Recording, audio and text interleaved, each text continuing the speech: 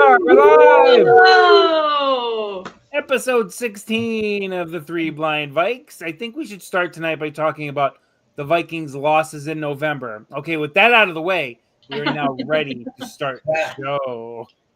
Ba-dum-bum. Killing Love it. 4-game winning streak, not the prettiest winning streak you're going to ever Absolutely see. not. No. That was very painful winning streak. Yeah, Sunday was.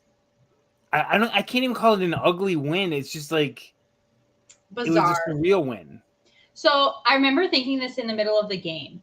I was like, because the announcers were so heavily, they were commenting nonstop about how good the Bears looked and how good Caleb looked and how good the defense looked and all of these positive things about the Bears. And I'm like, this is weird.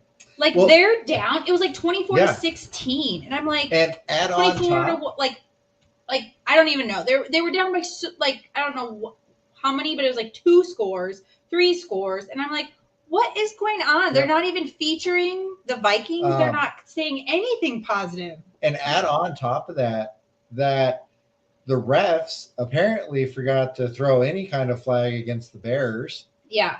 I thank God for the reviewers in New York, because the refs were like, screw you, Vikings. And the reviewers were like, whoa. There's 2 teams there. Yeah. And so I remember thinking when they kept talking about the Bears, I was like, if the NFL is scripted, the Bears are going to win this, because they're talking way too positive about the Bears. Yep. And the fact that they're losing. They had scored 1 touchdown at that point. And they kept commenting about, oh, Caleb Williams looks so good, blah, blah, blah. And I was like, they've scored 1 touchdown. Like, what alternate reality am I living in right now? Yeah, and it was so bizarre. I mean, it was we made their offense one-dimensional again. We held them 30-plus yards under their average for ground in a game. So they had to throw. And yeah, Williams made some good throws, but there were some broken, busted play throws too in there that worked out for him. Yeah. As I was telling you guys before the show, I had the treat to listen to Paul Allen for the first half, because I live in an area where you don't get Paul. Yeah. So I had my Sirius radio on. We were driving home in the car from a road trip we had to take over the weekend. And it's like, Paul Allen is the greatest shade thrower, homer announcer I've ever heard. Honestly, I wish we could have like turned off the announcing on the TV and just put him on. I love how he announces, and I love his comments. I don't necessarily listen to his show on KFan all that much, but I love his announcing. It is so good. He is phenomenal. The utter disgust over the Aaron Jones fumble on the 1-yard line on the radio broadcast was just fantastic. I can imagine. The digs he kept throwing at the Bears secondary. No one scores touchdowns on this guy. Well, we just got 2. Yeah. Yep. Heck yeah. So yeah, the Bears defense was like touted to be this insane run stopping machine. Yeah, and then we, Jones, popped open the 41-yarder early, and Jones got it. Akers looked like he could get 4 yards every try. Yeah, it was ridiculous. It was on the offensive side of the ball. It was as complete a game as we've had in quite a while. Yeah, it was. I will say, I was a little disappointed in a few of Darnold's decisions, specifically the 4th and 1. Yeah. And he decides to throw it, and it's like, you got nobody in front of you. Or the one where he could have thrown to Hawkinson on 3rd down. I can't remember what it was, but he could have thrown to Hawkinson on 3rd down, and he was at the 1st down. He was past the 1st down marker, and he could have thrown it to Hawkinson, but instead he threw to Addison or maybe Jefferson. He was trying to get it to Jefferson 15 yards down the field. And he could have hit Hawk for a 1st down, 4 yards. And it's like, it's 3rd and short. Like, get the 1st down. Like, he did throw it to him the next time he needed to. So that was nice that he learned his lesson. Yeah. I think we're getting into a little bit of a mode in our heads, and our heads, I mean Sam's head, that JJ's not as involved in the offense as he wants to be. So Sam's trying to appease him, and he's forcing throws towards JJ now. Yeah, that's what we saw last week too. Yeah, and I don't think JJ's like Diggs. I think he really does want to win. And he did say in an interview, he goes, either you're going to throw it to me and I'm going to go off, or you cover me and everybody else goes off. And he's like, I would much rather everyone else go off and we win than for me to go off. So Diggs never, I mean, whether he feels that way or not, Diggs never said anything like that. No. Diggs was never like, yeah, throw it to everyone else. I mean, also, what does he have to prove? He's got literally nothing to prove. No, I think it's just a competitive nature. I think I'm talking for everyone else. For everyone else. Like, he doesn't have to prove that he's the best because the numbers say he is. No, I think he plays the game and he wants to be part of it. And that's a great thing. But I also think we have the right coach in place to pull him aside and say, listen, it's not that we're not looking for you. You know that we want you to have the ball, and we're as frustrated as you because you're just not open right now because you're being triple covered. Right. Yeah. So we can't force the ball to you. We're trying to win ball games, and I think JJ gets it. Yeah, I think so too. That all said, let's get into our stars of the game, and I have several names down for this one.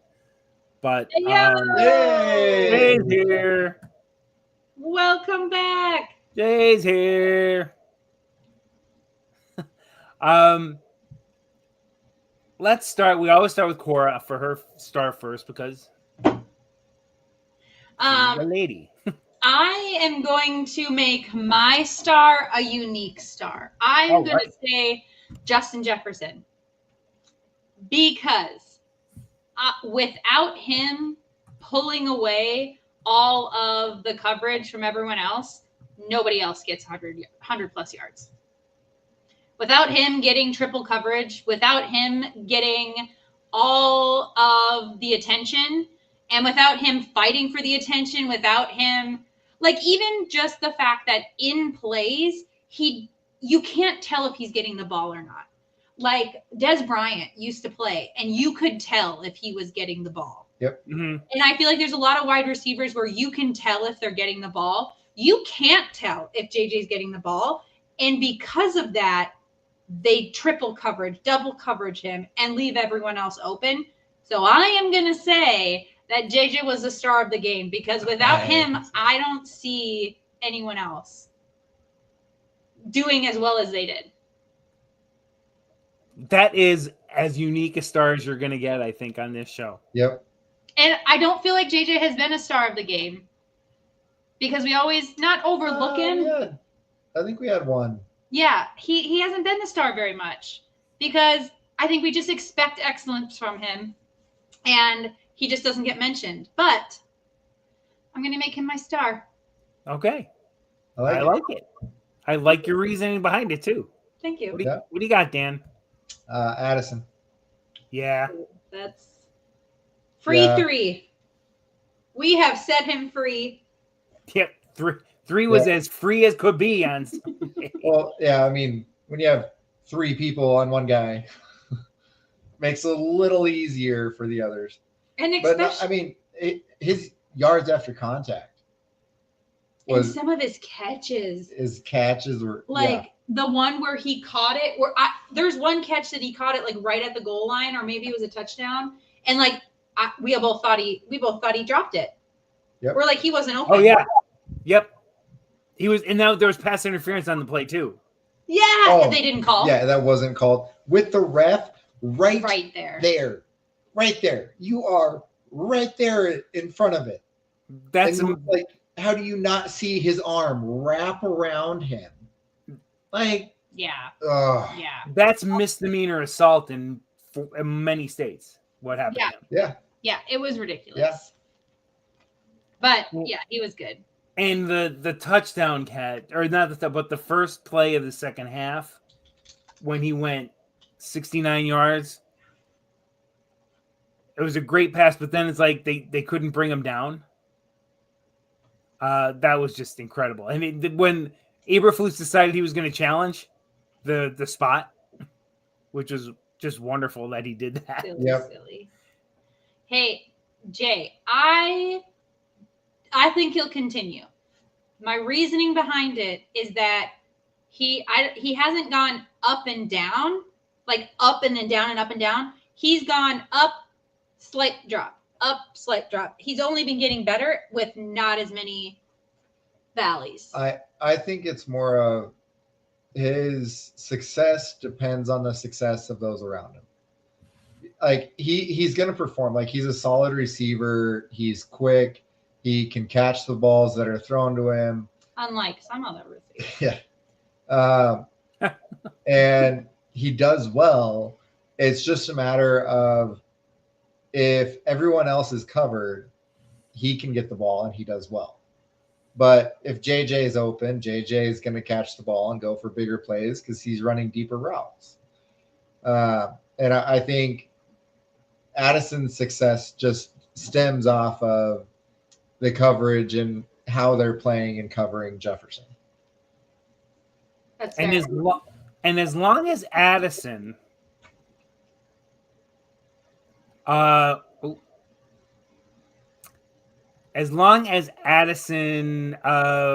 understands the same thing that JJ does, you're not always going to be the center of attention in the passing game, and he can kind of work through those days. I think he's going to be okay. Yeah. I mean, it's the solid wide receiver 2 role. You've got to be okay with not being the guy that's being double teamed or triple teamed all the time, but you've got to catch the ball and perform like that on days like that where Jefferson is being double and triple teamed, and that's exactly what Addison is supposed to do. Well, and I think part of the reason why Addison hasn't been featured so much, like in the Jaguars game, they triple teamed Jefferson and they couldn't get the ball to Addison. I think it's because Darnold didn't really fully trust him yet, because there were plays in the beginning of the season that they were miscommunication or he dropped the ball. And I think that as the season's going on, everyone saw that the Jags had success triple teaming Justin Jefferson. And I think the Bears took that and were like, we're going to triple team him and we're going to shut them down. But I think they saw that, and then KOC realized, okay, we got to build this trust. We got to keep this going with Hawkinson and Addison, because otherwise they're going to triple team Justin. And double teaming Justin, he can still catch the ball. He can still make insane plays. Triple teaming, I think it's a little bit rough. Yeah. Windows get a little smaller. Yeah. So I think the trust is just going to keep going. And I think we're at the point now where I think he fully trusts both Jefferson and Addison. And Nailers keeps getting better. Another touchdown. Yeah. So, and Hawkinson's back, even though he's not in all the time. Oliver's catching the ball. Well, but Oliver was out this last game. That's fine. When he's in, he's a considerable threat. So, speaking of some of these guys you're naming, it's time for my sorry. Sorry. Tangent. That's the name of the show. We just go off on tangents. Three blind tangents. The ADHD is strong tonight. I have to go with the man with the golden locks, TJ Hawkinson. That was 7 grabs, 114 yards, big catches in overtime that we needed. So good to see him go off. That's what we needed. We needed to see him go off on Sunday, and he did in a big way. Yeah. I was just very happy with what I saw. That's the guy we signed to the extension. It's the guy we traded for. I want to see more of that, and I think we will now. I think he's starting to get his sea legs back, so to speak. But it was just such a great thing for us in overtime. And then a game that should never have gone to overtime, thanks to our kick units, which crap the bed, to be blunt and nice about it. Yeah. Yep. You know, to give up a 55-yard kickoff return after you take a 2-score lead is not good. To kick away the onside kick by not looking down or by not realizing I was like, where you... they'll get this. And he goes, shh, stop it. And I was like, they'll get it. They'll get this onside kick. Sam was on my list to be an X Factor. You know, Jay, everybody, we had so many guys that were so good, and I have him on there too as an X Factor. So we'll let Jay be our special guest star giver from our fans, and we'll give Sammy his due this week as well as a star. But yeah, getting back to our kid, you got to know where you are on the field. Yeah. I don't understand how you can be that, you know, I know that they're the front guys, their job is to block, but you have eyes. Watch the kick. Just watch it. It was a slow spinner on the ground that no way was going 10 yards until somebody touched it. Yeah. Run away like it's a hand grenade. And we didn't. Yeah. We didn't. And it was painful. And I saw, Cora, I said the same thing. I sat there watching. I said, they're going to recover this onside kick. And they did. And then the pass coverage on the one play they had, I don't know where it was. You can't be that soft in the middle when all they need is a field goal. Yep. You shouldn't be that soft in the middle even if they needed a touchdown, because honestly, if they needed the touchdown, I was afraid they could have gotten it. Yeah. They were that close, and they had plenty of time to make at least 2 more plays. So in a way, I'm glad they only needed a field goal, because bless you, Matt Eberflus, that's what you play for. Like, when your team is struggling, honestly, he had plenty of time. He could have probably run another play and maybe got done and won it in regulation. But bless him, he was content to kick another field goal, and it worked in our favor. Yeah, I'm not upset by that at all, because I was thinking the same thing. It was, I think the blown coverage in the middle was just Metellus was playing too soft. I watched him, and it's like he just floated down on the coverage, and it ball went right over him. Well, they also, like, on the 2-point, like, I don't know what happened in those last. It was insane. I remember it was 1 minute and 41 seconds left, and they were slinging it, and the announcers were talking about, oh man, the blah blah, they're making a comeback, whatever. I was like, they're down by 2 scores.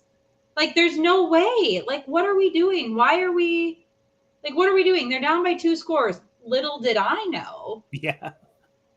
But I was like, the vibe of the game, it made it seem like the Bears were demolishing the Vikings. And it was so frustrating. Yeah. But suck it, Bears. We beat you in your own stadium the last 5 times. I like when we're underappreciated. It's fun to be underappreciated as a Vikings fan. We want to be under that radar. You know what's so infuriating is when you look at rankings and people are like literally ranking the NFC North or putting everyone in their rankings, and they continually put the Packers ahead of the Vikings. And I'm like, we literally beat them at home already. Doesn't matter. Yep. Let me just say though, so with the way the NFC is currently sitting, we are in a position to end the season exactly how I predicted it. What do you mean? Vikings, Lions, Packers, Bears. Vikings, Lions? Yes. I predicted the Vikings ahead of the Lions. I honestly can't see anybody beating the Lions for the division. I don't think anybody beats the Lions. I think the Lions beat themselves. I don't see that. I think they have like another 5 interception game from Goff or something where their defense just blows coverages left and right, and it gives us an opportunity to swoop right in and take the NFC We North. would have to beat them one more time, though. I think we will. Or they would have to lose. I think we have to beat them in Detroit. Perfectly fine. Although, as of right now, our road games against opponents, Doing better. We are 2-0. Yeah. Yep. Yeah, in the division, we have the road team has won every one of those games in our division Yeah. that we've played. So yes. Yep. Such as the 2024-25 Vikings season. Yeah. Okay. I'm telling you. X Yeah. Factor time. Oh man. Honestly, this is going to be pretty easy, but I'll give the stats of the runners up first. I had Blake Cashman, 6 tackles, 2 solo, a tackle for loss. Solid game. Corey, you took Harry, the hitman. If he makes the interception, this could have gotten exciting. It could have. Yeah. But it was a dud. Didn't. But he let it go through his hand. But he had 11 tackles, 9 solo. Again, good game, but when your safety's making 11 tackles, that means guys are getting down the field. Yep. If they're not, no tackles for loss in there. So the easy winner this week, and Dan, I think this gets you tied with Cora with 3 wins. Right? She won last week. Sammy Darnold. Granted, picking your starting quarterback as an X factor is kind of cheesy. But he had a hell of a game. It's kind of cheesy to take your starting quarterback as an X factor, unless it was Nicky Mullins stepping in. That's different. But it was a smart play. This might have been his best game. It was his best game. There's no doubt about it. I feel no shame in picking Darnold for this one this week because he made great throws. He made throws when we needed them. Yep. He was perfect in that drive to clinch the game. 90 yards in overtime. It was exactly what we needed. He stood up in the face of pressure, played very, very well. Took some big hits. Yeah. Took some scary hits. An easy pick. Dan, you now win your 3rd X Factor to tie with Cora. My lead is shrinking by the weeks. Yep, no turnovers, Jay. That's right. No turnovers for Sammy in this game. For Sam. We only had the fumble by Aaron Jones, again, inside the 5-yard line. Ugh. Look, I love Aaron Jones, but man, you got to stop doing that. He's got to start protecting the ball better down in there. Yeah. Yep. Yeah, Jay, Hawk was mine, so we're good there, Jay. I agree. Yeah. He was clutch. He was one of my stars. Well, I guess we should pick an X Factor for this coming game. We're back in the bank for the next 3 weeks. I know. Home games. Let's go. In this wild schedule where you go 3 on the road and then you get 3 at home. Yep. We going tailgating? We'll see. We should go tailgating. We'll try. We're going tailgating. Go tailgating.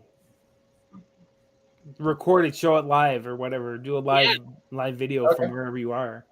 So it's the Cardinals. Cardinals coming off of a loss to the Cards are coming off of a loss to the Seahawks. Not a very impressive performance. 16-6. Kyler Murray was looked more like the Kyler Murray we've seen over the last couple of years, actually. Yeah, his last couple of games by him, he's been moving a lot better. He's looking like the quarterback many people thought he could be. I never really bought into it, but I'm starting to. So all that said, and Danny, with your victory this week, you have honors of picking first for your X Factor. I love it because Cora was just writing in hers. Because I accidentally wrote my X Factors for the Falcons game, not the Cardinals game. So I have my X Factors already picked out for next week. So she started writing in her X Factor for the Cardinals game, and first guy she writes down, I'm like, nope, that's who I'm going with. I am going with Aaron Jones. Aaron Jones. Yep. Okay. We're looking for another solid performance, but back-to-backs would be great. I don't think he's had a good back-to-back yet. I think I don't know. I gut feeling. When I started thinking about it, I'm like, yep, Jones. I don't know. It just stuck with me. So I'm going with. Oh, look who Jay's picking. Jay thinks our Jets is going off this week. I hope so. Gosh, I want him to go off. You know, I said after the Bengals game, who'd they play? Where he just Jamar Chase just went off. Oh, who The Ravens. The Ravens. No, was it the Ravens? Yeah, it was Did the he get the shootout against the 400 yards? Ravens. I said that Justin Jefferson was going to get one more yard that next week. because Jamar Chase was being petty and wanted 1 cent more than Justin Jefferson's contract. Yeah. Well. I'm not cranky. No. Okay, Miss Cranky Pants, who's your X Factor this week? That's my main man. I'm gonna go with Van Ginkel. Oh, you stole mine this week. Sorry about it. We got a bunch of steals this week. Yeah, we do. I mean, I always have 3 ready, but that was the Yep. one I really wanted this week. I had 3 ready. He was my second. Jones was my first. I think he's going to have, all of those almost on Sunday. So many almost. So many. I think he's going to connect for him. And I want to say that maybe this is me just being petty, but I think maybe the almosts were because it's a rookie quarterback and he's just slightly off his target.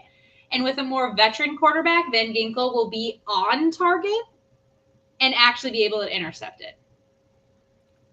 That's my thought. I just like him because Murray is short and he needs to, if he get in front of him, it makes it really hard for him to make throws. That's fair. Yeah. And you know that we need our big guys up front. Oops. I mean, yeah, I'm picking on his height, but it's a true statement. Yeah. You're gonna if you can stay in front of him, he's gonna have to adjust his throws, and that's when you can see bad things happen for the Cardinals. That's fair. So that would have been my choice. But I had it down to 2 left. I still had 2 left. I with you guys going offense, I was thinking about going defense here with Cam Bynum. Okay. But I'm not going to. I'm going to leave it on the offensive side of the ball. Okay. I want a repeat performance. I know it's a weird pick X factor, but Jordan Addison. Let's go. Okay. If you can do it once, show me you can do it again. I like it. And I've done this before, and it backfired on me with our kicker. Fair. I feel like every time I have picked an X factor, it's backfired on me. So. But I want to see Bynum again. If you can do it once, do it again. Yeah. You know. I like it. And sliding in a little stat on Mr. Romo, our kicker, who the week I picked him back to back, he missed his first extra point. He still scored 29 out of a possible 30 points. Yeah. I will say that there is no way he doesn't walk away from this season without not being on a team next year. Someone is going to sign him to be a starting kicker in the NFL because he is clutch. I'm not going to give it to him after 3 games, but if he can keep this up, I think you're right. He hasn't had more than 45 yards. There's enough bad kickers out there. That there's enough kickers that aren't performing at like they should this year that I bet he gets, if he keeps it up anyways, I bet he gets a shot. Yeah. He'll get a shot. Like I said, my one concern, he hasn't tried anything over 45 yards yet. Right. If he hits 50, 55,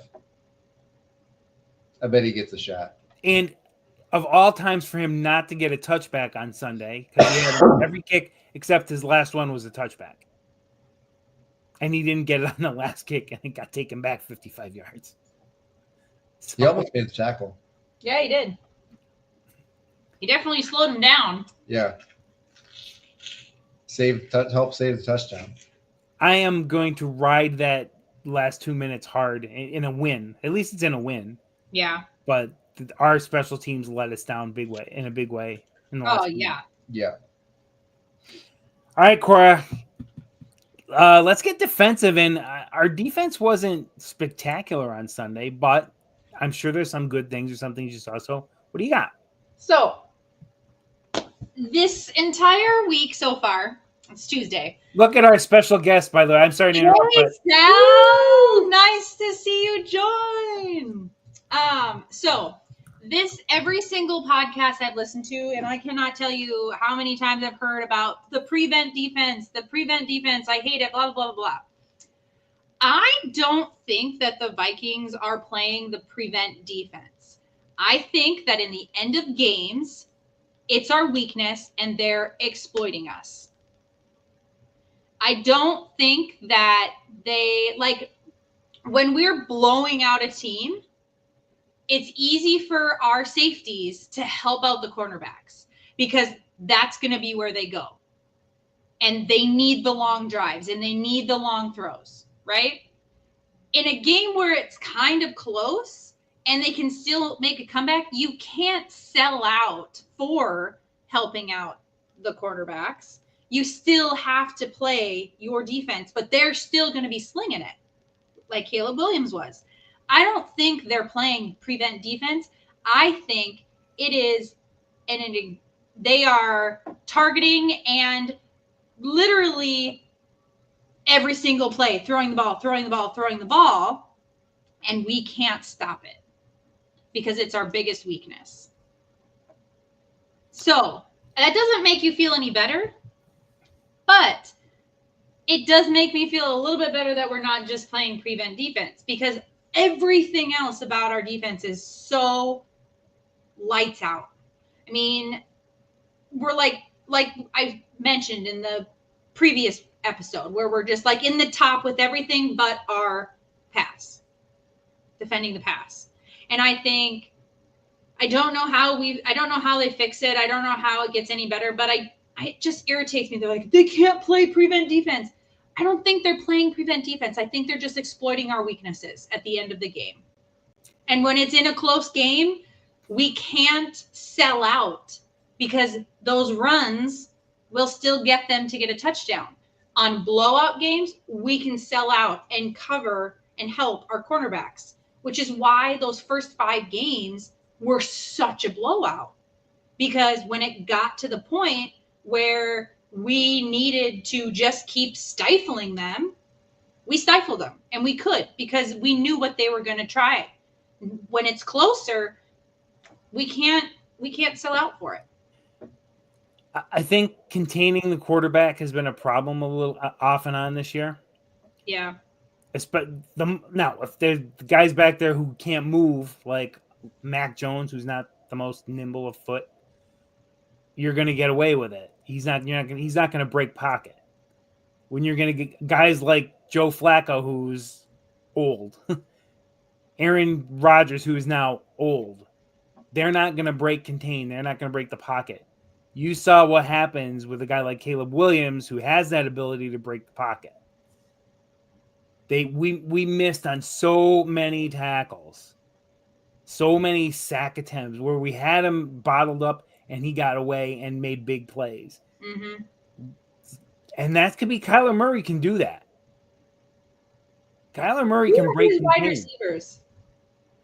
We're going to have to bracket. They're going to have to bracket him. They're going to have to keep him in that pocket area. He gets outside, we're going to have problems on Sunday. I think we can't. The big thing that killed us with Caleb Williams is our defense got overexcited. As soon as he got out of the pocket, it looked like we panicked.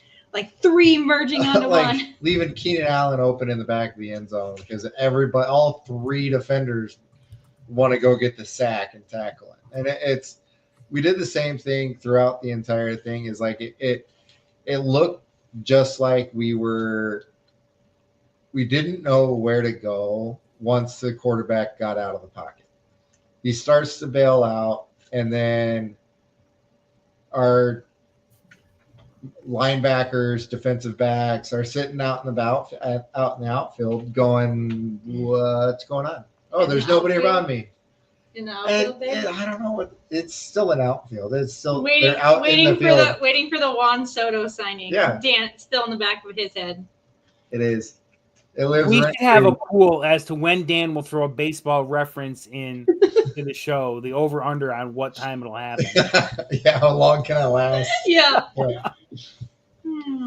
Yep. Yeah, but, I mean, you're right. Once the quarterback broke contain, it's like, now what? Yeah, and we didn't have a plan for that, and I think that's what hurt us with Caleb Williams. And I think seeing Caleb Williams now gives us a good preview into how to play that. So I think we do better this week against Kyler Murray, because Kyler Murray's nearly the same as Caleb Williams when it comes to scrambling.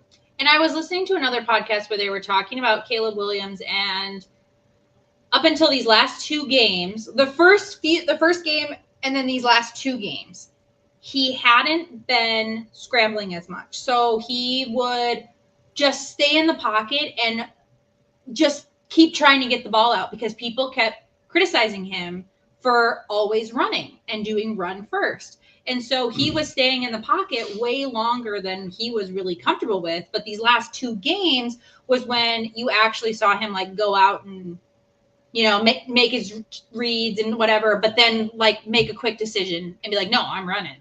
So I think there was one game to study that, and then we played him.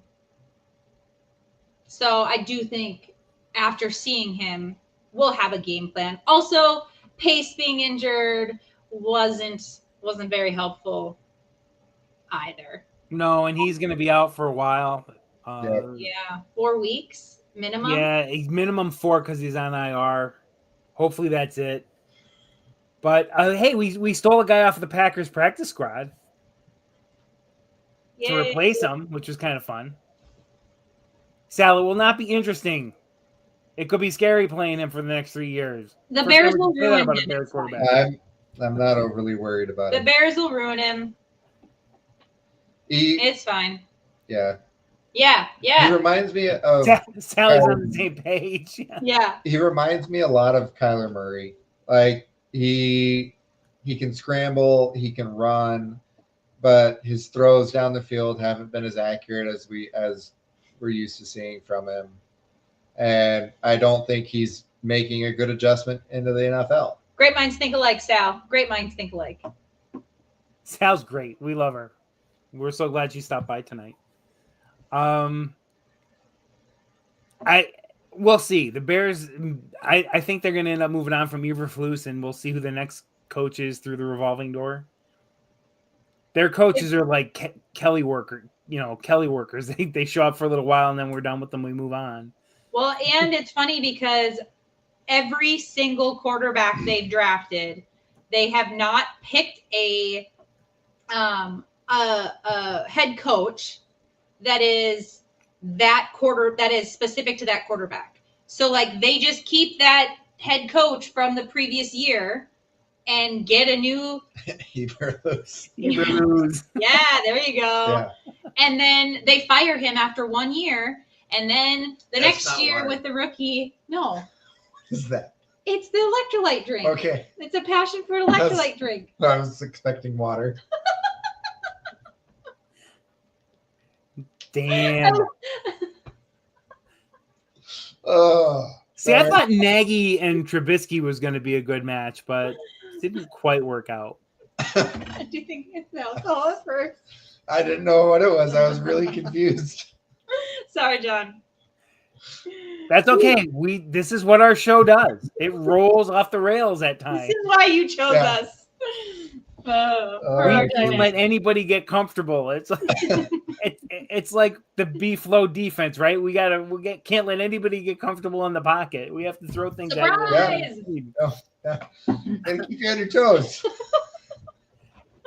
All right, now I think it's time to give Dan his 5 minutes. Okay, JB's least favorite segment. Go to my thing. Okay, Dan gets 5 minutes. I get 5 minutes. Okay. We apologize in advance to all Vikings fans. These are 5 minutes dedicated to the one and only. I am going to get this done in the next of time. Mr. Bonix. Oh. Welcome to my segment where I talk exclusively about Bonix for 5 minutes and 5 minutes only. That's the only amount of time JB will allow. That's all I get. Another solid performance this week from Mr. Bonix. 25 for 42 on 273 yards. We're not considering Daniel Jones. That's correct. 2 TDs, no interceptions, 94.6 passer rating, 64.8 QBR. Bo Nix is Probably not well. continuing. Thank you, Sal. He is looking wonderful. His haircut is on point. No, he's looking good on and off the field. Dan's been crushing on Bo Nix Oh, for like God, 2 or 2 3 years. At least 2 years. Like what we're seeing, like his progression is his ability to go from an Auburn offense to an Oregon offense, pick it up and be successful with it, learn more in depth about that offense, come back that second year and break records and lead the college football. And now in the NFL, he's making the adjustments faster than what other quarterbacks are doing. Is Jaden Daniels had an impressive start, but ever since he injured his oblique, I think, or back or something, he just hasn't been the same. I think Rookie of the Year is a different story if we're talking Jaden Daniels and his if he's fully healthy, but I don't think he's fully healthy right now. So since the beginning of October, Bo Nix has thrown more touchdowns than C.J. Stroud, Kirk Cousins, Matt Stafford, Sam Darnold, Pat Mahomes, Brock Purdy, Josh Allen, Aaron Rodgers, and Justin Herbert. What? He has thrown the same number as Goff. Let's go. The only 2 quarterbacks who have thrown more touchdowns than him in the month since October are Lamar Jackson and Jesus, ADHD blanked on me. Will this help? No, Burrow. Lamar Jackson and Burrow are the only 2 who have thrown more touchdowns than Bo Nix in October. And who are their receivers? And they have amazing receivers. Right? Interceptions. Since October, he has thrown less interceptions than Burrow, Stroud, Cousins, Stafford, Goff, Mahomes, Purdy, and he has equaled Jackson since October. Interesting. He is taking care of the ball. He is not getting sacked. He is continuing to show improvements on the field in his throw accuracy, throw distance, targets downfield. His downfield metrics are continuing to improve. I know. I'm hurrying. His case for Rookie of the Year is just getting stronger and stronger. That's a bold statement. That's a bold statement right it's there. It's a matter of fact. Go to my Excel sheet. Okay. All right. Here you go. More and more media folks are talking Bo Nix. I've heard it. They are. Yeah, and he keeps coming up. Go to my Excel sheet. So I think Williams is out of the question right now for Rookie of the Year. If Bo Nix continues the way he's doing. Again, since October, Bo Nix's passer rating 103.3, Jaden Daniels 92.8, Caleb Williams 91.5. More than 10 points ahead in passer rating in the last 2 months. And he's continuing to improve. He's getting better and better. It also helps that his receivers are now catching the ball. And he's not targeting Sutton. He's spreading the ball around to Franklin and Bailey. He's spreading it around and he's starting to gain the trust of the other players. He's definitely shown growth. He's shown a lot of growth. And I think that's why the coach who shall not be named on this podcast took him and wanted him. Yeah. Part of me is wondering if his quip about forcing the Vikings to pick JJ, he actually thought he was forcing us. Yeah. I mean, he's a legend in his own mind, and maybe he did think that. He also thought the game was over with 10 seconds to play. Yeah. And what happened? Yeah. Yeah. No. I think each coach got the quarterback they wanted. Nailed it. Boom. 5 minutes. Dan, that was a great 5 minutes of Bo Nix love. I felt like it was like 30 seconds. A great Bo Nix love segment. The love continues to grow. Dan was on the train long before the media folks were. Dan was on the train, and I was asking. Yep. I think I asked Dustin Baker and Luke Braun on Twitter during the draft. My husband likes Bo Nix. How do you feel about him? And I think Dustin Baker was like, "Oh, Thor had an article about him, and then Thor roasted him, and then Dustin's like, yeah, I'm not a huge fan, and Luke's like, yeah, I'm not a huge fan either." So who's the huge fan now? Maybe I should be a college football analyst. Oh, Dan's feeling. You're right about I'll stick with my day job. Thump that chest, Dan. Thump that chest, buddy. Ready. Anyway. We're sitting down. Let's do it. Okay.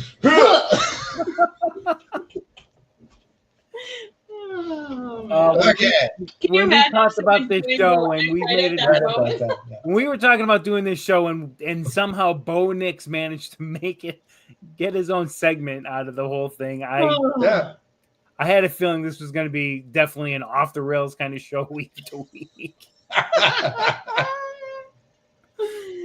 And they get what you ask for. We keep everyone on their toes. It might not. It's definitely the only Vikings podcast that dedicates a segment to a non-Viking. It might be the only podcast in existence that dedicates 5 minutes to Bo Nix. Yeah, that's fair. Because the other good ones get more than 5. Wow. I'll stick with my 5. I'm happy with 5. If it was a Broncos podcast, you'd get more than 5. But it's not. It's a good thing we're not a Broncos podcast. You could talk about both for the whole podcast. We'll stick with the Vikings. I like the Vikings. All right, sir. Of which, I think it's time to get back to Viking talk. Let's go. Can you take me back? Take us We're back. Going back. Time to Valhalla back. I was waiting to do this one for the whole season. Let's go. October 14, 2018. Vikings Cardinals. Yeah. Cardinals score first. Philip Dawson hits a field goal with just over 8 minutes to play. 3-0 Cards early. Then Latavius Murray, one of my favorite short-term Vikings, gives the Vikings a lead. Takes one in, 21 yards out for less than 3 minutes later. Vikings go up 7-3. On that same drive, Murray had a 26-yard run to set it up. With 2 minutes left in the first, Dan Bailey, Vikings kicker obtained from the Cowboys, hit a 37-yarder. Vikings took a 10-7 lead into the second.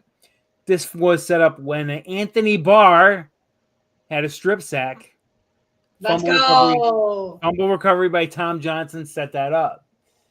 Now, midway through the second, the Vikings would deny the Cardinals a score. There was an interception thrown by Cousins. The ball clearly hit the ground. The officials did not turn it over. Vikings had a goal line stand on a 4th down. They stuffed the run, and Vikings hold on to the 10-3 lead. However, with 4:13 left in the half, Kirk, who famously had this happen more than once, he was strip sacked. And the ball hopped up perfectly into Buda Baker's arms. 36-yard scoop and score. We're tied at 10. But right before the half, the Vikings drive down. Dan Bailey hits a field goal, and we take a 13-10 lead into the locker room. 10 minutes left to play in the third. The Vikings extend the lead. Cousins to Thielen from 13 yards out. A nice skinny post. Beautiful grab by Adam. 20-10 Vikes.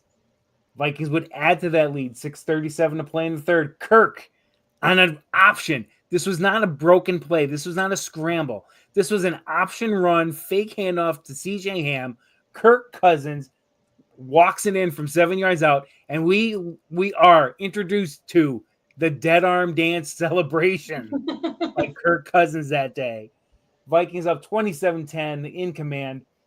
Cards late in the third will be driving, and Ant Harris made a great read for his interception of Josh Rosen pass, ending the drive. With just under 7 minutes to play, the Cardinals do get back on the board. David Johnson takes the plunge in from a yard out, cuts it to 27-17. They would get no closer, though. That would be your final score, 27-17. Stats on the day: Kirko 24 for 34, 233, 1 touchdown, 1 controversial interception.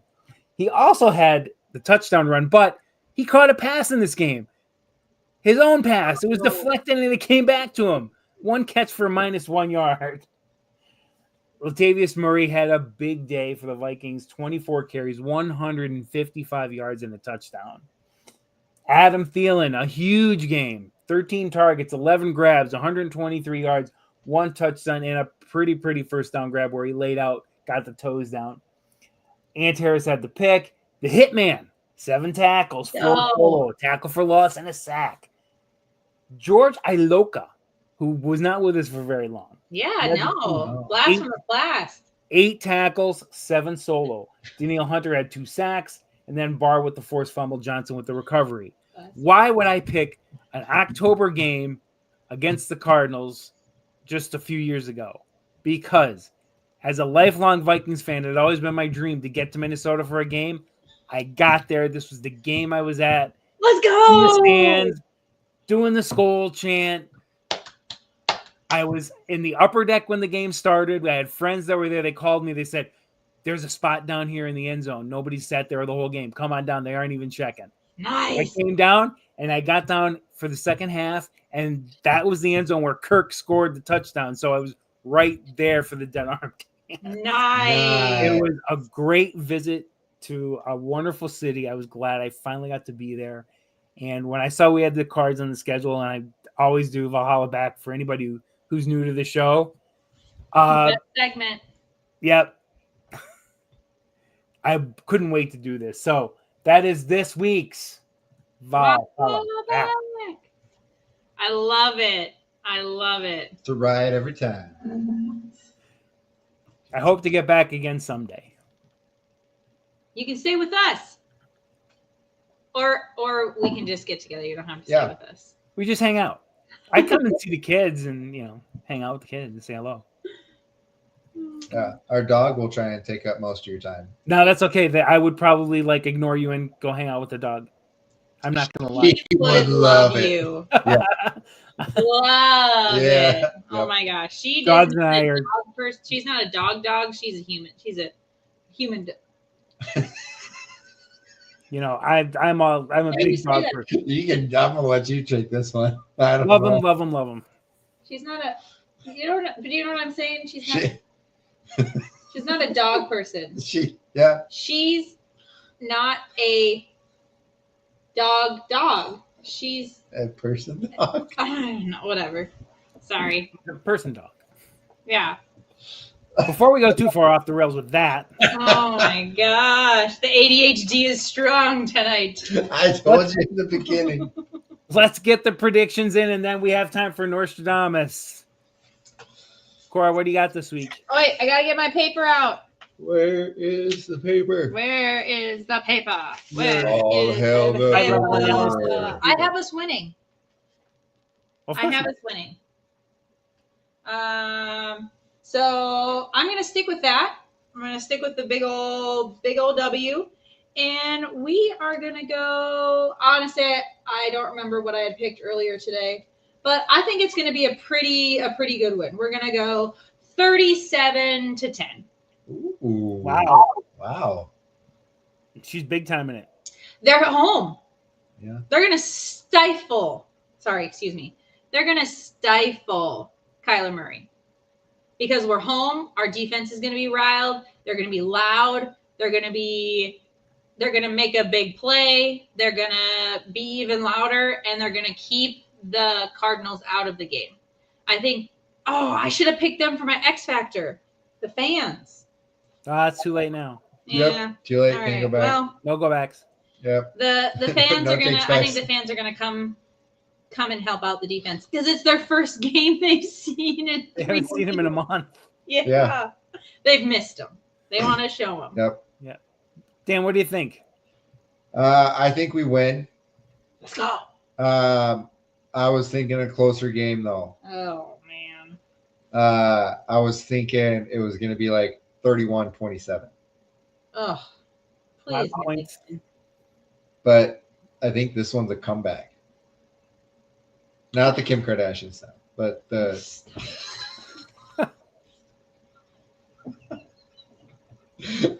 But the kind where we come back in the fourth quarter. Oh my god. Yeah. What do you got, JB? I'm going to just ignore it and move on, as I have to do. Last week, and if Sally's still around, I waffled on my pick. I picked the Bears to beat us on our show, and then on Sally's show, I had a change of heart and picked the I'm Vikings. glad you had a change of heart. I had and boy, to have a second 5-game win streak in the season is a lot to ask. They have not. Like we talked about earlier, it's been one of the most unimpressive 4-game winning streaks I've ever seen. Yeah. And it could have been a good closeout on Sunday had we not had 2 minutes of what the heck was that? What? Again. I don't. Yeah. What's up with that? Yeah, I know exactly the reference you made there, Dan. I'm gonna pick us because we're home, because we're back, because the guys had a long, hard road and did really well. I think it's going to be a struggle. I worry that we're not going to be able to contain Murray. I kind of like Dan's idea of a high-scoring game. I say Vikings 33, Cardinals 27. Okay. I think it could be a shootout. And with pace out, I think we're gonna see a difference. I think the loss of pace is gonna cost us. Or could cost us. But I still think we pull it out. I think we can pull it out. I don't know that the Cardinals are all that good. They've had their moments this year, but they didn't look very good at all. Yeah, they didn't. So, all right, I love these predictions. We all took them. Yep. I like them. I like Jay's 27-17. Yeah, that's a good one too. Yep. All right, it's time for our most fun way to close a show ever. What is your Norsetradamus question this week, Cora and Dan? If you could live in any movie, what would it be? Live in any movie. Ooh. Wow. As a side character? You would just you're just living in the movie. Like the movie is like would I be a muggle? Were you gonna pick Harry Potter? Because that may be what I picked too. If I'm not a muggle, Harry Potter. You could be whatever you want, I guess, right? Harry Potter. I'm not a muggle.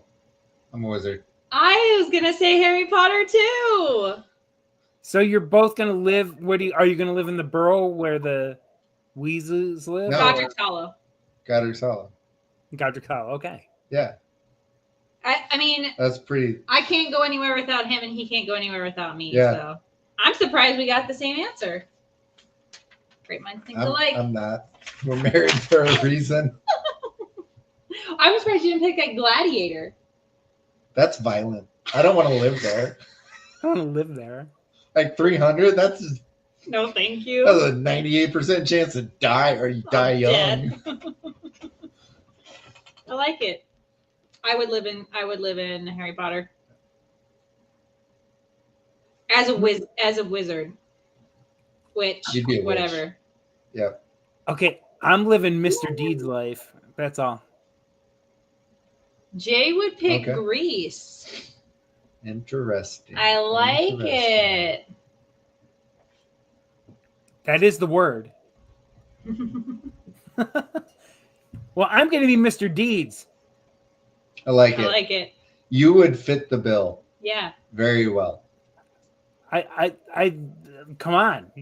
Inherit all that money. You have a great place to live. You can Yeah, do but good then things. you would do nice things with it. I was going to say you do good things for other people, and that's kind of what I like. Is Yeah. it Richie Rich? Is that the one where the kid like has a McDonald's in his? Yeah, with Macaulay Culkin. Oh, no, I'd still pick Harry Potter. Way cooler. All right, so I'm gonna change my question and do a spinoff of that. So, Oh, Okay. Dan's got a question. if you were in the Marvel universe, what's your superpower? You can pick. You can pick. Pick superpower, or can you pick a character that you want their power? Sure. Scarlet Witch. 100% Scarlet Witch.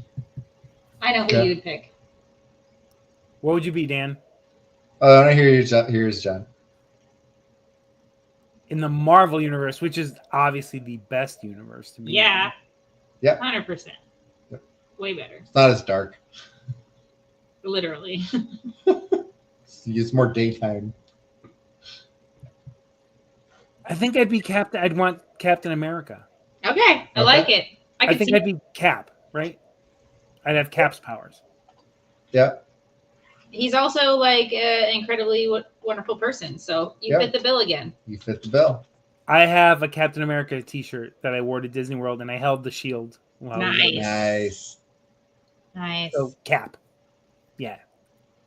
Okay, Dan. I think mine, you're not gonna, I don't think you're gonna guess. What? Yeah. You're not going with your favorite? He's gonna be Ant-Man. You're not going with your favorite? Deadpool. His favorite is Doctor Strange. Oh, you do know. Yeah. Oh, really? It would be Doctor Strange. Yeah. 100%. I knew it. Yeah. That's a wild choice. I would have guessed Doctor Strange. Yeah. No, he like 100% like resonates like to his core. Like deep. Like he is my spirit animal. I once had for my PlayStation a Marvel Universe pinball machine game.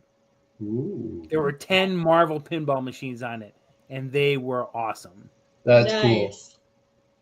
That's really cool. They were amazing. I love that. So there were, as we go off the rails again. All right. I've got a question. We got to cut it quick, though. Do you have a favorite Christmas song? And if so, what is it? I'm dreaming of a white Christmas, just like the ones I used to know. As sung by who? I have no idea. The singer. By Bing Crosby, the original? Not us. Not us. The original by Bing Crosby. Yes. Yeah. Yep. So when I was a kid, we have a family. Well, not my family. My dad has a tradition. It's kind of died off a little bit since we've gotten older and grown up. But it has not at all. He calls and leaves messages still. Singing White Christmas as many times as he is old, from the end of Thanksgiving to the beginning of Christmas. Oh, okay. Then yes, it has died off. It has died off because we'll get like 2 or 3, and it's usually when he's watching the weather for our area and we get like a big dumping of snow, he'll call and sing the song. Yep. That's a great thing to have, though. That's a great memory to have in your head. Yep.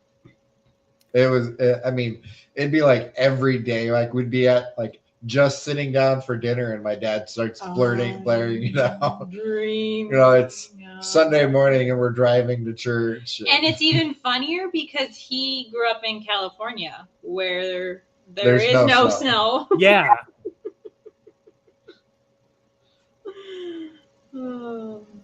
I have 3. All right. Ooh, okay. I have a trifecta. The first one is Snoopy's Christmas. Okay. Like, I will listen to that every time it comes on. The second one is like a parody type song. It's called The 12 Pains of Christmas. If you've never heard it, look it up. Laugh when you hear it. I believe Bobby Helms sings it. He does all different voices for it. It's hysterical. But my real, and then my rock and roll favorite one is by the Waitresses, and it's called Christmas Wrapping. I like it. And if you've never heard any of those songs, look them up and listen to them and tell me what you think of them. I will. I just looked up the 12 Pains of Christmas. It's hysterical. I laugh my tail off every time I hear it. It looks pretty entertaining as it gets going. It is, but the Waitresses one, like, that's a banger. Nice. Okay. Yeah. I mean, like, he's rocking around the Christmas tree. It's always a good classic. What's the Mariah Carey one? How did you not? All I Want for Christmas Is You. Yours has been Silent Night forever. I like singing that at church. That's like my favorite church Christmas song, Silent Night. Your holy Christmas song. Yes, my holy Christmas song. Your reason for the season song. Yes. As they say. Yes. I like a lot of Christmas music. Some of it I don't care for, but I like a lot of it. The newer stuff I'm kind of meh about. But Christmas in Hollis Queens is always good. Oh, what's his name? what's that one? John Mayer. John Mayer? Mayer? Is that it? Yeah. Yeah. What's the one that we just figured out we had the wrong words to for the longest time? Oh, I have no idea. I know what you're talking about. I have no idea. It's the male and female. I really can't stay, baby. It's cold outside. Is that the song? Yep. Yeah. There's Dean Martin does that. That's the best version of that is Dean Martin's version. Yep, I like that but one. the original versions of the males that sing it, they say I don't know what it like is. there's a word in there that's commonly misunderstood. Yeah. Or misspoken. And there's only one. We'll have to find it. I'll send you the reel sometime. But there's a Christmas. We'll find it. It's going to be way too confusing because I don't even remember what the words are. There are a lot of great ones. The Bob and Doug McKenzie's 12 Days of Christmas cracks me up too. Jade, you have a Christmas song. It's the most wonderful time. Enjoy your dinner, Sal. Thank you for joining us. Yeah. Love Thanks for you. jumping in, Sal. Sally is one of the nicest people I have ever talked with or met. She's a great host. I am so glad she stopped by today. Thank you. I want to have her on sometime. Enjoyed your guys' show. I was long time coming for you three to be back together. We love you too, Sal. We appreciate all the support. And with that, I think it's time we call it a night. Yeah. Happy Thanksgiving to my colleagues and all of the... Is that it? Ha! We all agree, Sal. They don't know. They just don't know. Yeah, happy Thanksgiving. I hope you have a wonderful time with whatever you're doing, wherever you'll be. Enjoy it. And we will get together next Tuesday and talk about, hopefully our second 5-game winning streak. Woo-woo! Yeah. Let's go. We'd love. Thanks, Jay. Have a happy Thanksgiving to yourself. Happy Thanksgiving. Have a wonderful Thanksgiving. Thanks to everybody who showed up tonight. We appreciate your support. We love doing this show. That's why it usually runs way longer than any podcast should. Skål us out. Ready? Skål. Skål. Skål. Skål. Skål. Skål. Good night. Skål. Skål.